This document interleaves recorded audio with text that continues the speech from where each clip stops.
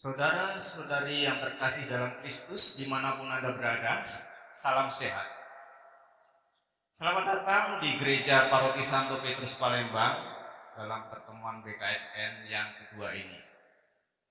Dalam pertemuan ini kita diajak untuk memahami dan mendalami firman Tuhan melalui Injil Matius bab 25 ayat 31 sampai dengan 46. Bahwa Yesus adalah anak manusia, raja kerajaan surga. Untuk itu, marilah kita persiapkan hati, kita mendengarkan lagu.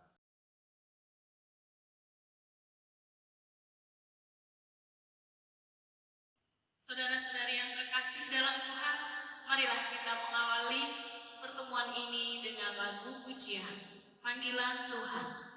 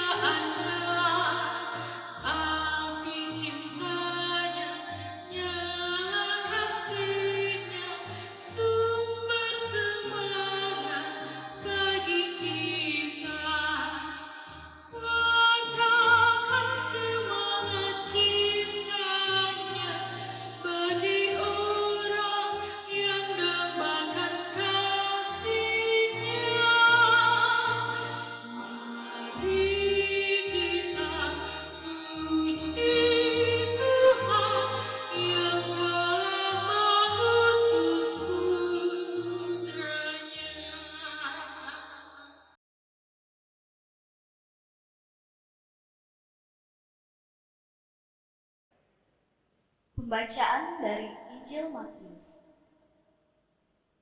Apabila Anak Manusia datang dalam kemuliaannya dan semua malaikat bersama-sama dengan Dia, maka Ia akan bersemayam di atas tahta kemuliaannya.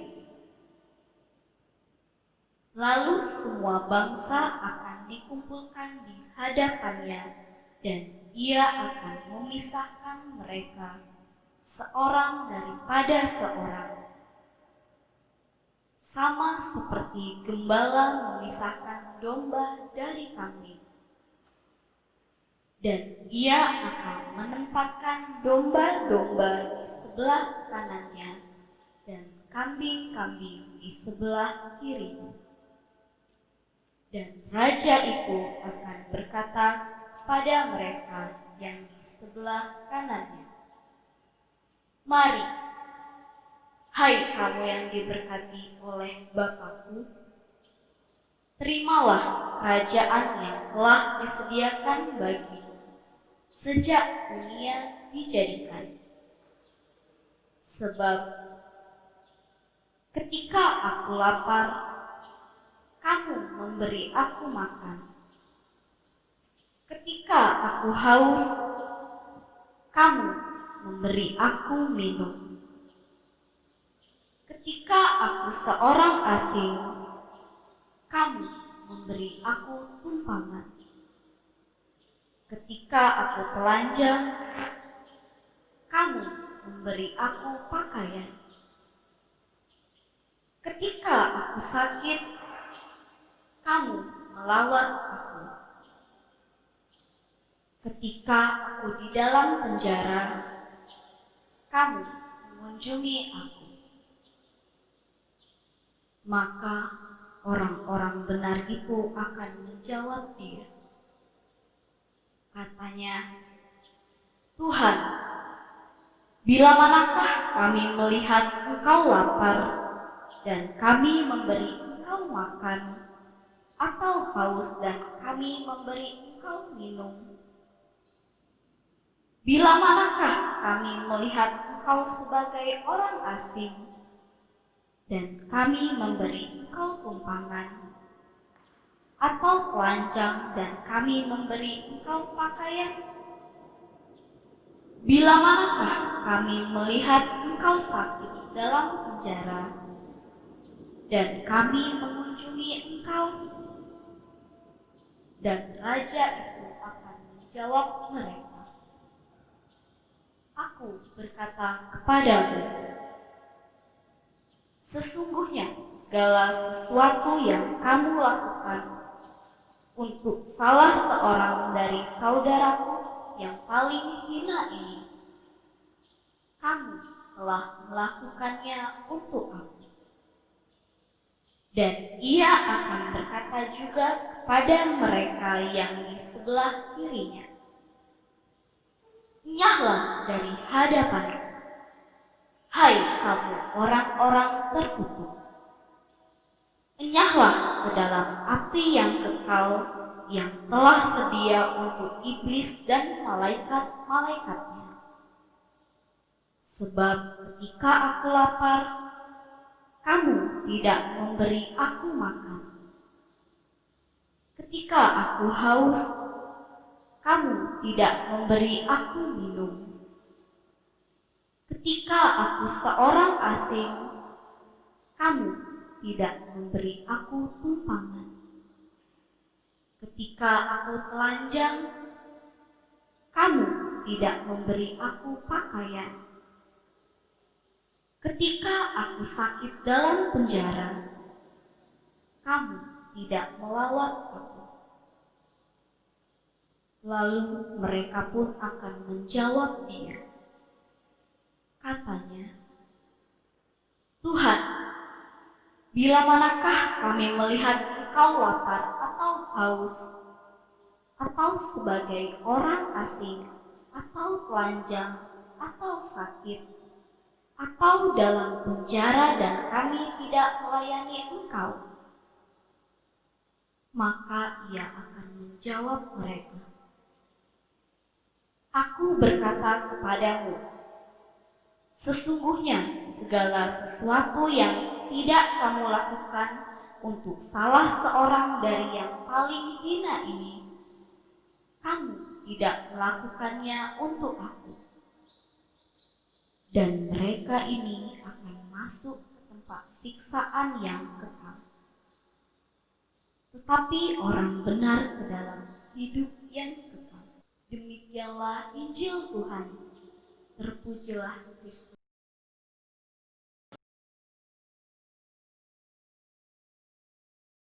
Hari ini kita akan mendalami firman Tuhan melalui Injil Matius, bahwa Yesus adalah anak manusia, Raja Kerajaan Surga. Perikop ini merupakan perikop yang luar biasa karena ini merupakan dasar iman Katolik. Untuk itu saya yakin dan percaya kita mengingini untuk memahami firman ini. Dan di tengah-tengah kita ada yang tidak asing lagi buat kita. Tentu ini akan memberikan pencerahan buat kita semua, bagaimana Tuhan memberikan pengharapan dan memberikan jalan keselamatan buat kita semua. Untuk itu, marilah kita merendahkan hati untuk menanggapi firman Tuhan ini. Kita satukan hati dalam doa.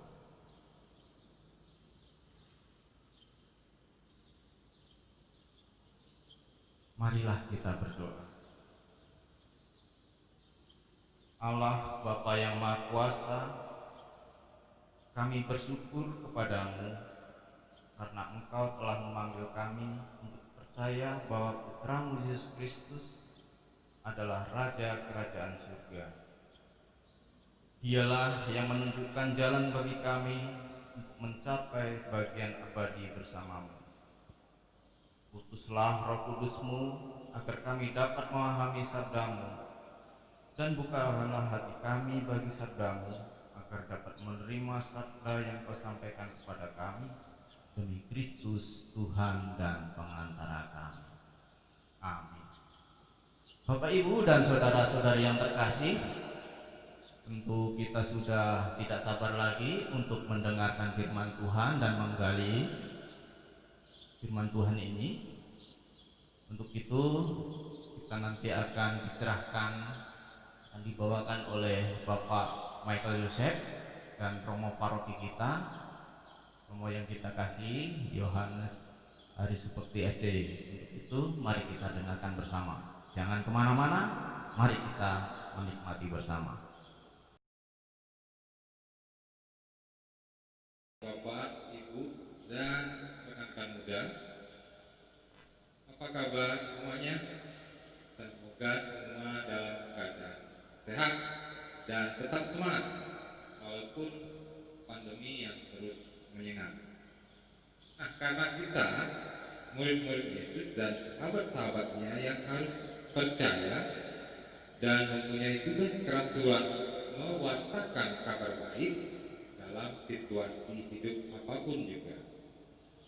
Romo, Bapak, Ibu, dan rekan muda, seperti yang disampaikan oleh Pak Saro tadi, salah satu tokoh umat di paroki Santo Petrus Palembang, Yesus adalah anak manusia, Raja Kerajaan Surga. Ini merupakan kenyataan dan firman dari Yesus yang menarik untuk kita dalami dan kita diskusikan. Nah, dalam pertemuan kedua bulan Kitab Suci Nasional ini bersama dengan Romo Hari Supekti, kita akan mengupas lebih dalam memahami Injil Matius 25 ayat 31 sampai 46. Romo, sebelum mendalam banyak bahan yang bisa kita tanyakan, kira-kira menurut Romo, apa sih target dan tujuan pertemuan kedua bulan Kitab Suci Nasional 2020 ini? Iya Pak Miki, banyak orang gelisah dan bertanya, apakah ada hidup setelah kematian? Lalu bagaimana prosesnya? Kemudian siapakah Yesus itu yang menjawab pertanyaan kita?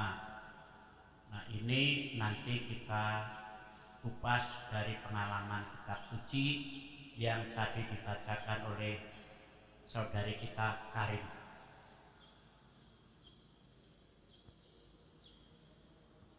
Ya, berarti Romo kita akan mengetahui siapakah sebenarnya Yesus itu secara mendalam ya Romo ya. Betul. Nah, seperti yang dikatakan di kitab Daniel Romo, ini menyatakan bahwa anak manusia adalah pribadi yang datang dari surga dan bukan seorang manusia dari. Maka ini juga menjawab atau menjadi kunci jawaban tentang Yesus itu sendiri Romo. Begini, setiap kata mengandung makna, di balik kata itu ada pesan yang lebih dalam. Kalau Nabi Daniel, kitab Daniel menceritakan anak manusia, menceritakan bahwa pribadi dari surga yang sangat istimewa dan punya kuasa, dan oleh perjanjian baru diterapkan pada Tuhan Yesus, bahwa Tuhan Yesus anak manusia yang dari surga yang punya kuasa. Baik Romo. Jadi memang kitab Daniel, Nabi Daniel memberikan isyarat di awal ya Romo ya. Betul. Bahwa akan ada anak manusia yang dari surga itu dalam pribadi Yesus. Romo Hari, jika Yesus itu adalah Raja, tentunya kita ini hamba-hambanya ya Om ya. Artinya kita harus melayani raja ya. Betul. Kira-kira menurut Romo bagaimana seharusnya kita melayani raja kita itu? Di balik kata ada pesan istimewa. Nah, Yesus kita kenal sebagai Raja penuh kuasa. Supaya kita kenal Yesus Raja penuh kuasa, mau tidak mau bahwa kita membaca kitab suci. Itu kata kuncinya dari kitab suci, jawabannya dari kitab suci. Tadi kita sama-sama mendengar dari Injil Matius bab 25. Siapa raja itu yang menugaskan kita untuk berbuat sesuatu? Raja itu bernama Yesus, putra manusia yang penuh kuasa, dan ternyata hambanya itu harus mengabdi pada sang raja dengan melayani orang lain di mana sang raja hadir. Saya kutipkan dari Injil Matius bab 25 ayat 34. Dan raja itu akan berkata kepada mereka yang di sebelah kanannya, "Mari, hai kamu yang diberkati oleh Bapakku, terimalah kerajaan yang telah disediakan bagimu sejak dunia dijadikan. Sebab ketika aku lapar, kamu memberi aku makan. Ketika aku haus, kamu memberi aku minum. Ketika aku seorang asing, kamu memberi aku tumpangan. Ketika aku telanjang, kamu memberi aku pakaian. Ketika aku sakit, kamu melawat aku. Ketika aku di dalam penjara, kamu mengunjungi aku." Maka orang-orang benar itu akan menjawab, "Ya," katanya, "Tuhan, bila manakah kami melihat Engkau lapar dan kami memberi Engkau makan, atau haus dan kami memberi Engkau minum? Bila manakah kami melihat Engkau sebagai orang asing dan kami memberi Engkau tumpangan, atau telanjang dan kami memberi Engkau pakaian? Bila manakah kami melihat Engkau sakit atau dalam penjara dan kami mengunjungi Engkau?" Dan raja itu, yakni Yesus, menjawab demikian, "Aku berkata kepadamu, sesungguhnya segala sesuatu yang kamu lakukan untuk salah seorang dari saudaraku yang paling hina ini, kamu telah melakukannya untuk aku." Nah, Pak Miki, ternyata Tuhan Yesus hadir pada orang-orang kecil seperti dalam Injil ini. Ya, berarti kalau ingin menjadi domba di mata Yesus, berarti itulah syaratnya untuk mendapatkan tempat di sebelah kanan ke Rome. Betul. Seperti yang tadi Rom sampaikan bahwa memberi makan orang lapar, memberi minum orang haus dan sebagainya itu Romnya. Berarti identitas kita sebagai orang Katolik ini bukan hanya sebagai murid dan sahabat Yesus Romo. Kita juga seorang hamba pasti Romo, karena harus melayani seperti yang Yesus minta ya. Betul.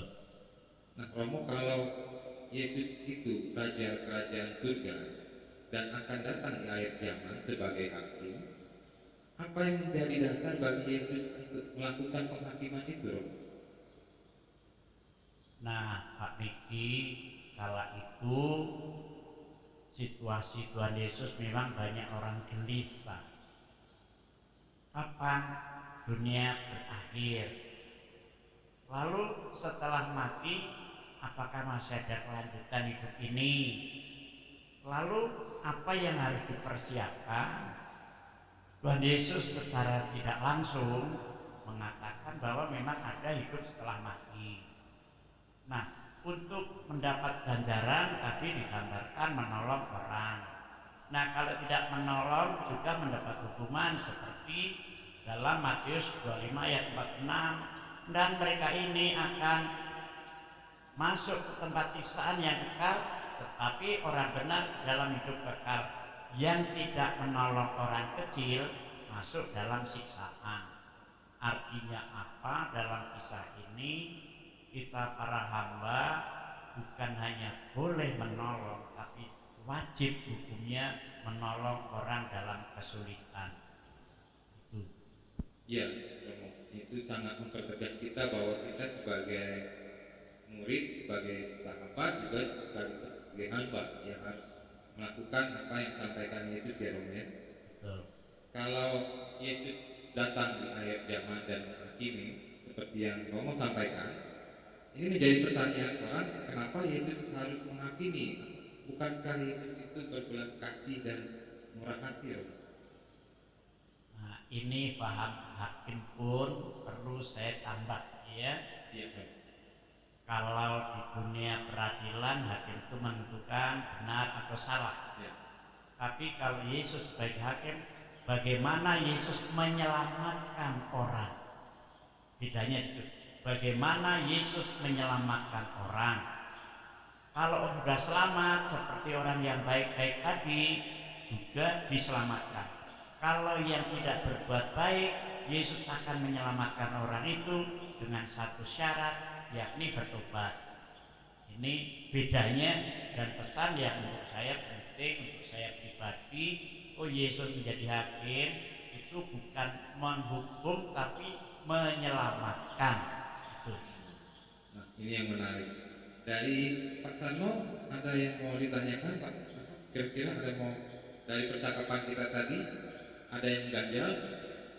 Ini sungguh menarik, Romo. Jadi supaya juga menjadikan pemahaman kita semua lebih mendalam lagi. Kadang ada pertanyaan, siapakah anak manusia itu? Dan kenapa anak manusia itu memberi kuasa di akhir zaman nanti untuk menyatakan semua orang layak dan tidak layak untuk masuk dalam kerajaan surga? Begini Pak Sarno, menjawab masalah iman kita harus kembali ke sumber iman, yakni kitab suci. Kalau tadi ditanyakan siapa anak manusia, Injil Matius bab 25 ayat 1, anak manusia itu gelar untuk Yesus sebagai pribadi yang datang dari surga, yang punya kuasa ilahi untuk menyelamatkan manusia dunia akhirat. Maka bersyukurlah kita menjadi orang Katolik punya jaminan diselamatkan oleh Yesus anak manusia. Namun jangan langsung mengatakan hebat, ada syaratnya, harus berbuat baik. Itu Pak Sar. Bagaimana Pak Sarno? Penasaran atau sudah merasa terjawab? Nah, tentang kuasa ini, Romo, tentang kuasa yang diberikan, yang dipunyai atau yang dimiliki oleh anak manusia itu sendiri, Romo, di akhir zaman itu, Romo, itu kira-kira seperti apa, Romo?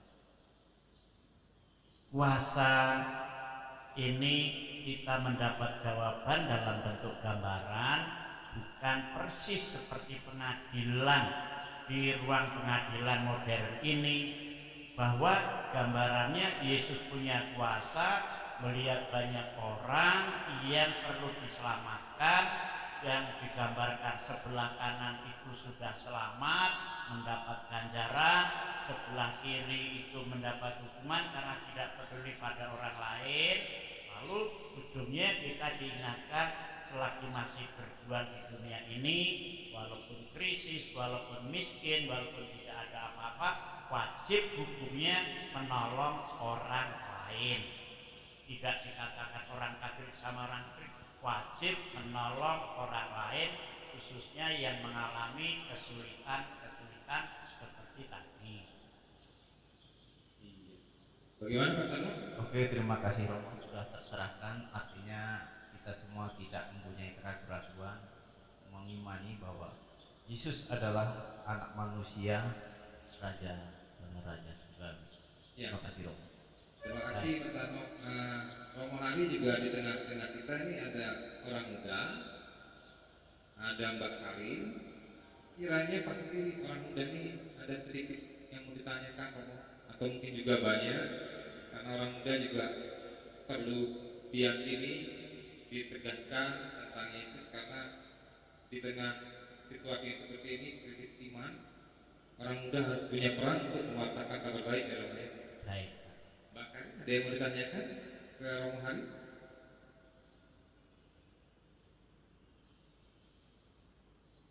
Oke, baik Pak Romo. Sekarang kan kita sedang membahas materi dari kitab suci dari Injil Matius. Secara keseluruhan ini gimana Pak untuk untuk orang muda ini mengenai materi Matius bab 25 ayat 31 sampai dengan 46. Begini Karin dan kawan-kawan, kita sama-sama mengalami kesulitan, yakni krisis iman, termasuk orang muda, krisis iman, meragukan Tuhan, apa Tuhan itu menyayangi kita. Banyak orang muda sekarang gelisah, orang tua juga tidak sedikit. Lalu kemudian kecuali krisis iman, walaupun hebat, tapi Tuhan tidak mendapat tempat istimewa. Yang kedua, krisis identitas. Artinya apa? Harusnya bangga menjadi orang Katolik, harusnya bersyukur seperti dikatakan Pak Sarno tadi. Harusnya dia merasa hebat karena punya Yesus andalan hidup. Ternyata menjadi orang Katolik masih banyak yang malu-malu mengakui sebagai orang Katolik. Malu kalau membuat tanda salib kecil. Nah, kalau mau makan sebayangnya pendek, kalau makanan kurang enak. Kalau makanan enak juga pendek karena ingin cepat makan. Nah, krisis identitas artinya apa?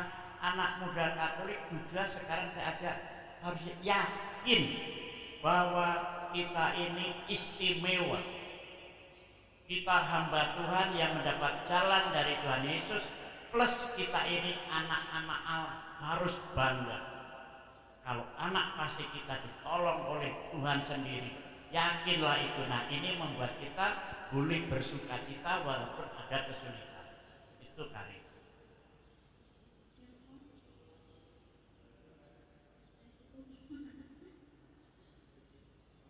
Baik, pertanyaan orang muda ini luar biasa ya Romo ya. Singkat padat tapi menjawab apa yang disampaikan orang tadi. Bahwa tidak hanya orang muda ya Romo yang punya krisis identitas iman. Hampir semua orang sekarang ini banyak yang sedang goyang ya Romo ya. Apalagi kita menyimak di media massa para korban COVID pun sekarang sudah cenderung ke arah bunuh diri dan segala macam. Itu kan sangat mengkhawatirkan Romo ya, kira-kira ya. Nah, menurut Romo kita harus melakukan apalah yang terbaik, motivasi terbaik lah yang kita tanamkan agar nantinya kita tuh dihakimi oleh Tuhan Yesus di akhir zaman itu sebagai domba dalam tanda petik. Nah, pertama, kita sebagai warga masyarakat yang dalam situasi krisis, ayo memperhatikan saran pemerintah. Protokol kesehatan kita perhatikan, itu penting. Lalu sebagai orang beriman, kita juga mendalami iman kita. Contohnya tadi, ternyata Yesus yang kita imani di bibir harusnya diimani di hati, dan Yesus yang kita imani itu memang punya kuasa sebagai Raja yang istimewa, dan bukan untuk menyalahkan, untuk mengerti kita, untuk menyelamatkan kita. Maka ya kalau takut sampai ada yang bunuh diri, mungkin salah langkah, tidak mendekatkan diri kepada Tuhan, apalagi membaca kitab suci. Ayo dikit-dikit membaca kitab suci lah, Karin dan kawan-kawan. Itu betul sekali Pak, setuju banget. Nah, karena memang seperti yang Romo katakan bahwa panduan kita orang Katolik tentunya kitab suci. Saat kita sedang bimbang, sedang galau, istilah sekarang Romo ya, kita baiknya kembali ke kitab suci Romo, supaya kita tidak diombang-ambingkan ya Romo ya. Seperti itu kurang lebih Romo ya, menurut Romo tadi. Nah, seperti yang disampaikan oleh Mbak Kari juga yang bertanya bahwa peran orang muda itu harus ngapain, bagaimana itu Romo.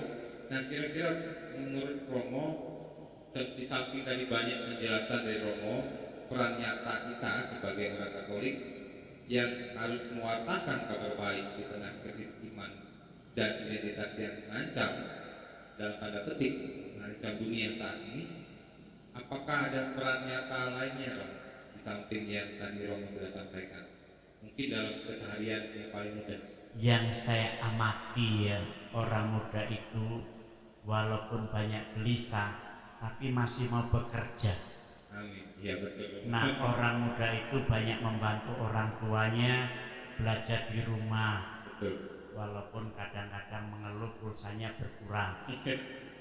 Tapi orang muda juga di gereja kita, kebanggaan paroki, tampil secara istimewa, mau melayani umat. Itu melayani umat tanpa hitung-hitungan waktu, biaya dan tenaga. Nah, ini tugasnya. Nah, kalau melayani umat yang demikian, mungkin menyampaikan sabda Tuhan, ternyata umat tapi yang lapar dan haus, Anda menyediakan fasilitas. Sebetulnya umat yang lapar dan haus bukan hanya soal makanan. Umat yang lapar dan haus akan cinta yang tulus. Mungkin anak-anak tidak banyak protes pada bapak ibunya lah. Terus ya kita semua perlu memberikan cinta yang tulus untuk orang lain. Kalau temanmu susah, jangan usah menghakimi. Yang berhak menghakimi kan Tuhan Yesus, bukan kita. Kalau temanmu susah, jadilah pendengar yang baik. Pasti Anda akan menikmati indahnya kehidupan ini, Kari dan kawan-kawan. Amin. Luar biasa Romo ya. Sama demikian juga barangkali ya, sepakat ya, Kari juga sebagai orang muda juga pasti sepakat apa yang disampaikan Romo tadi memang yang nyatanya sehari-hari ya Romo. Nah, sebelum kita sampai kepada penghujung, kira-kira dari Pak Slamet atau Kari ada yang mau menjadi ganjaran lagi atau cukup ya? Baik. Romo, sebelum kita tutup atau mengakhiri dialog yang sangat-sangat, saya sih menilainya sangat-sangat mengupas ya Romo. Jadi kita semakin tahu bagaimana sih sebelum Yesus datang nanti sebagai Raja-Raja surga, kita sudah tahu apa yang harus kita lakukan, apa yang harus kita perbuat sebagai hambanya Romo. Tadi Romo sudah banyak menyampaikannya. Menjadikan dan menempatkan sesama manusia sebagai sosok pribadi Yesus, seperti itulah Romo ya, kurang lebih. Jadi menganggap sesama kita itu adalah, oh itu adalah Yesus, jadi kita harus berbuat benar-benar tulus Romo ya. Kira-kira Romo, apakah Romo bisa menyampaikan yang paling utama, di samping tadi juga ada yang dalam Injil Matius memberi makan, memberi minum. Yang paling utama tadi juga Romo sudah katakan, turuti protokol kesehatan.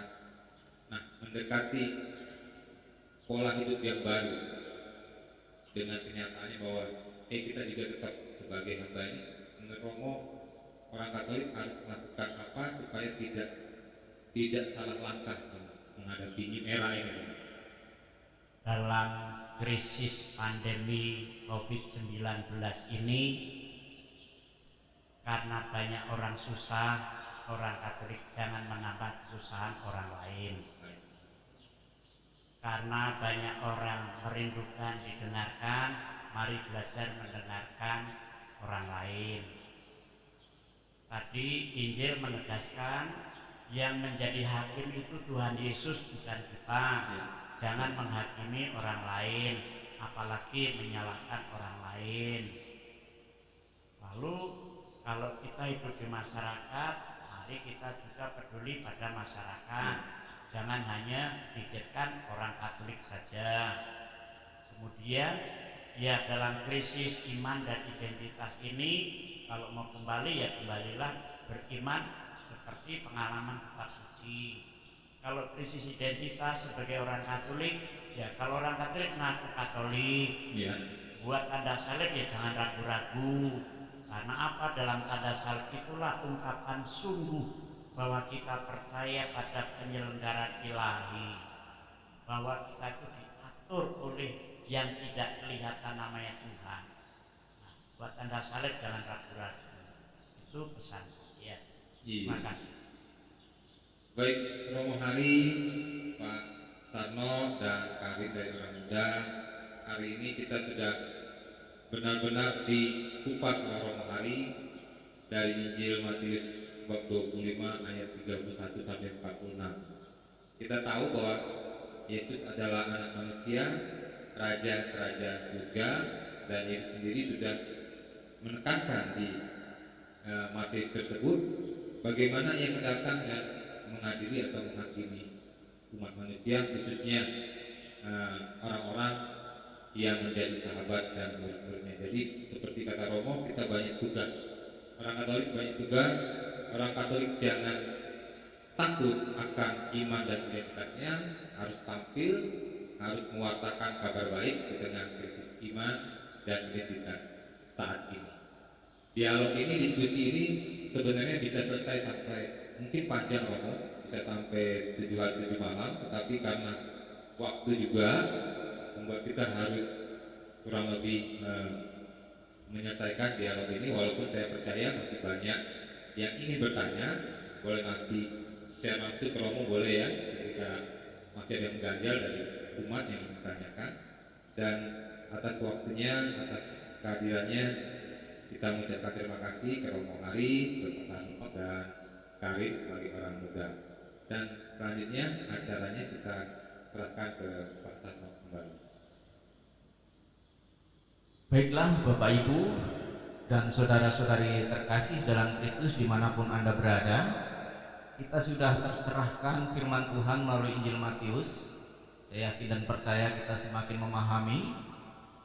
Terima kasih Romo dan Pak Miki yang telah memberikan pencerahan buat kita semua. Kita semakin meyakini bahwa Yesus adalah anak manusia, Raja Kerajaan Surga. Kemudian kita lanjutkan dengan doa permohonan. Kami mohon Pak Miki untuk menyampaikan doa permohonan.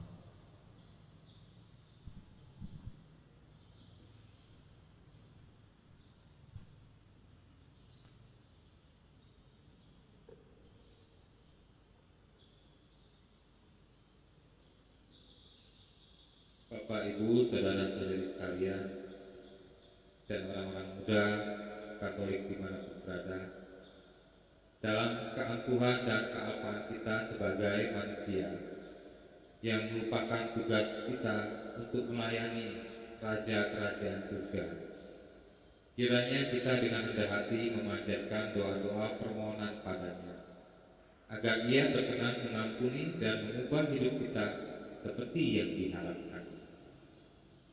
Bagi yang mengalami kebimbangan akan iman dan identitas, ya Bapa, utuslah Roh Kudus-Mu agar menjadi pendamping dan peneguh pada setiap diri manusia yang mengalami kebimbangan akan iman dan identitasnya, khususnya dalam kehidupan dewasa ini.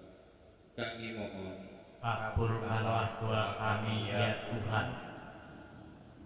bagi yang lebih mengutamakan diri sendiri dibandingkan sesama, ya Bapa, kiranya Engkau berkenan menyadarkan dalam setiap diri manusia bahwa yang lebih utama dalam hidup di dunia adalah mencintai dan mengasihi sesama, sama seperti kita mengasihi diri sendiri. Kami mohon, Kabulkanlah doa kami ya Tuhan. bagi yang mengharapkan kedamaian hidup, ya Bapa, banyak manusia merasakan hilangnya kedamaian hidup karena egoisme. Ingatkanlah dan sadarkanlah kami bahwa kedamaian hidup hanya akan dapat diperoleh dengan saling mengasihi dan melayani. Kami mohon, Kabulkanlah doa kami ya Tuhan. bagi dunia yang dilanda ancaman krisis iman dan identitas, ya Bapa, kesombongan diri telah membawa manusia di dunia mengalami gejolak memudahnya keimanan dan identitas mereka sebagai makhluk ciptaan-Mu yang sejahtera denganmu. Utuslah Roh Kudus-Mu agar berkenan meneguhkan dan menyadarkan manusia bahwa yang paling berkuasa adalah Engkau, Sang Pencipta. Kami mohon, Kabulkanlah doa kami ya Tuhan. bagi seluruh umat di Keuskupan Agung Palembang dan di Paroki Santo Petrus Palembang. Ya Bapa, dengan penuh kerendahan hati kami memohon perlindungan-Mu dan kasih-Mu, agar setiap hari kami Kau tanamkan sikap melayani dengan penuh kasih kepada sesama manusia, agar kelak kami memperoleh nilai untuk duduk di sebelah kanan-Mu. Kami mohon, Kabulkanlah doa kami ya Tuhan.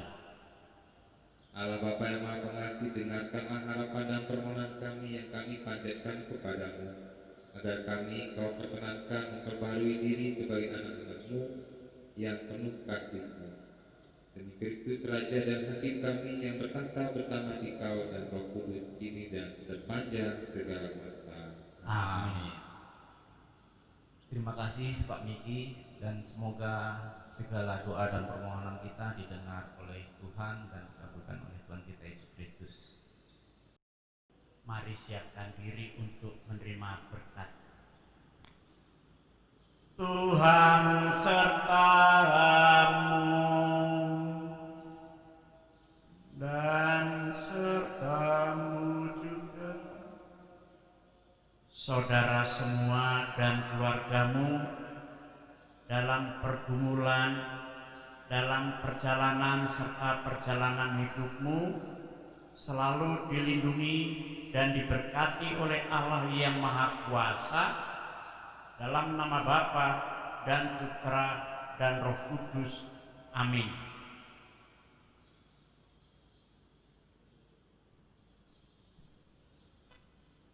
Bapak, Ibu, dan saudara-saudari yang terkasih dimanapun Anda berada, terima kasih atas perhatiannya. Demikianlah tadi pertemuan BKSN yang kedua ini. Semoga ini menjadikan kita semakin berteguh dalam iman. Kita semakin meyakini bahwa Tuhan Yesus adalah anak manusia, Raja Kerajaan Surga.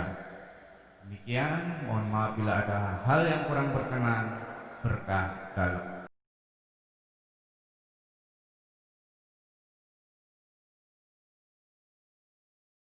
Saudara-saudara